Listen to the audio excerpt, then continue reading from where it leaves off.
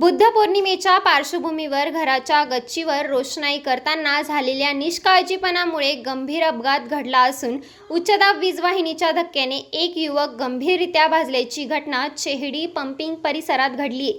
या घटनेमुळे परिसरात भीतीचं वातावरण निर्माण झाले। लक्ष्मी अपार्टमेंट लगत असलेल्या रो हाऊस परिसरात ही घटना घडली। गणेश त्रिभुवन राहणार हनुमान मंदिर चौक चेहडी पंपिंग स्टेशन असे जखमी युवकाचं नाव आहे। शुक्रवारी सायंकाळच्या सुमारास बुद्ध पौर्णिमा निमित्त घरावर रोषणाई करण्यासाठी बल्बचा माळा लावत असताना त्या माळेचा संपर्क छतावरून गेलेल्या सुमारे 33,000 वोल्ट क्षमतेच्या उच्चदाब वाहिनीशी झाला। या स्पर्शामुळे गणेश यांना जोरदार विजेचा धक्का बसून ते गंभीररित्या भाजले। त्यांना तातडीने बिटको रुग्णालयात दाखल करण्यात आले। त्यानंतर पुढील उपचारासाठी शहरातील खासगी रुग्णालयात हलविण्यात आले। सध्या त्यांची प्रकृती चिंताजनक असल्याची माहिती मिळते। या घटनेत घरातील इतर इलेक्ट्रॉनिक्स साहित्याचे देखील नुकसान झाले। परिसरातील नागरिकांनी सांगितले की उच्चदाब वीजवाहिनीमुळे वारंवार उपकरणे खराब होण्याच्या घटना घडतायत। विशेषतः पावसाळ्यात धोका अधिक वाढतोय। दरम्यान या अपघातात गणेश सुमारे 60% भाजल्याची माहिती समोर येत असून या घटनेनंतर परिसरातून जाणाऱ्या उच्चदाब वीजवाहिन्यांशी सुरक्षेचा प्रश्न आता ऐरणीवर आलाय।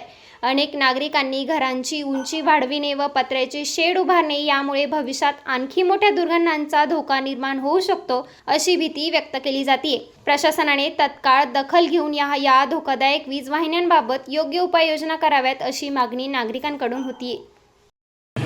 आज बुद्ध पौर्णिमा आहे आणि या बुद्ध पौर्णिमेनिमित्त आपल्या या गोकुळधाम परिसरामध्ये चेहडी पंपिंग येथे म्हणजे त्रिभुवन निवासमध्ये ते दादावरती लाईटिंग करत होते। त्यांच्या घराला लाईटिंग करत असताना 33,000 पॉवरची ही जी मेन लाईन गेलेली महावितरणची त्याच्यातून महानिर्मितीची त्याच्यातून त्यांना खेचल्या गेलं आणि खेचल्यामुळं ते रिटर्न परत डीपीकडे तो सप्लाय गेला आणि त्यांच्या तिथं स्लॅब कोसळला खाली आणि त्यांच्या घरातच तो स्लॅब 2 घरांचा पडला।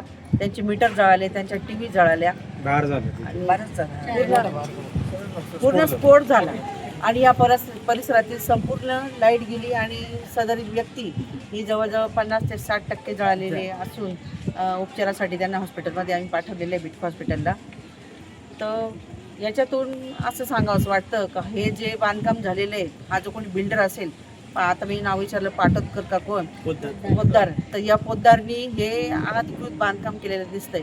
कारण ह्या एवढ्या मोठ्या लाईनच्या जवळून हे बांधकाम घ्यायला नकोच आहे आणि त्या लाईनच्या खालून रस्ता केलेला। आज मोठ्या मोठ्या गाड्या जातील, ट्रक जातील आणि भविष्यात पण अशी दुर्घटना घडू शकते।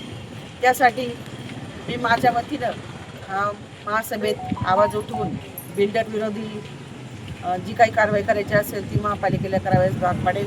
तसेच महावितरण कंपनीला सदर हे झालेलं ही नुकसान भरपाई त्यांना द्यायला आम्ही सांगू। कारण आमच्या या नागरिकांचं अतोनात नुकसान झालेलं आहे। अजून पंचनामा महावितरण त्यांनी केलेला नाही, परंतु पंचनाम्यातून जे जे समोर येईल कोणाकोणाच्या काय गेलेलं आहे तर ते मला वाटतं सगळ्यांनी त्यांनी महावितरण कंपनीनं त्यांना भरपाई दिली पाहिजे। नुसत्याच पावसाळ्याच्या पूर्वी त्यांनी नोटिसा काढून हे चालत नाही, जबाबदारी झटकली नाही पाहिजे। ही जबाबदारी परवानग्या कलेक्टर लँड करून हे प्लॉट कसे मंजूर केले जातात आणि त्याच्यावर बिल्डर कशा बांधकामं चुकीचे करतात आणि बिचारे आमची गोरगरीब जनता कुठेतरी आयुष्यात एकदाच घर घेतं आणि पै साठवून ते घर कुठेतरी स्वप्न त्यांचं पूर्ण होतं आणि त्यांना बिचारांना याच्यातलं काही माहीत पण नसतं आणि या अशा दुर्घटनांना सामोरं जावं लागतं।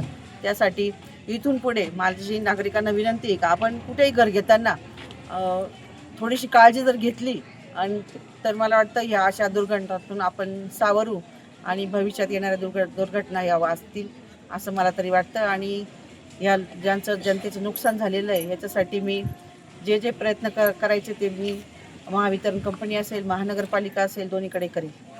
गणेश गंगाराम त्रिभुवन, आम्ही इथे चेहडी पंपिंगमध्ये राहतो। आम्ही सगळे म्हणजे 4:30 वाजले, 4:15 4:30 तेव्हा आम्ही सगळे खाली होतो आणि माझे पप्पा वरती बुद्ध पौर्णिमेनिमित्त लाइटिंग लावायला गेले होते. तर अचानक खूप मोठा ब्लास्ट सारखा आवाज झाला आणि आम्ही सगळे घराच्या बाहेर पळालो. आणि त्याच्यानंतर मग मी जेव्हा पप्पांना आवाज दिला, ते खाली नाही आले, तेव्हा मी वरती बघायला गेले तर पप्पा पूर्ण असे भाजलेले होते.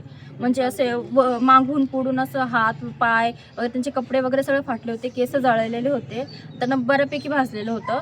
आणि मग मी सगळ्यांची मदत घेऊन त्यांना खाली आणलं.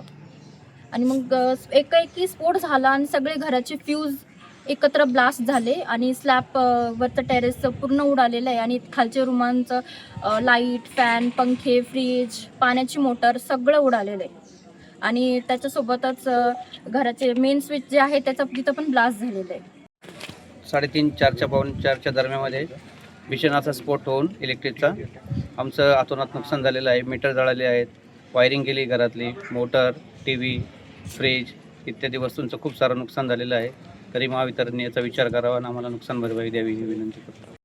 आमच्या नाशिक सह्याद्री न्यूज चॅनलला लाईक करा आणि सबस्क्राईब करायला विसरू नका.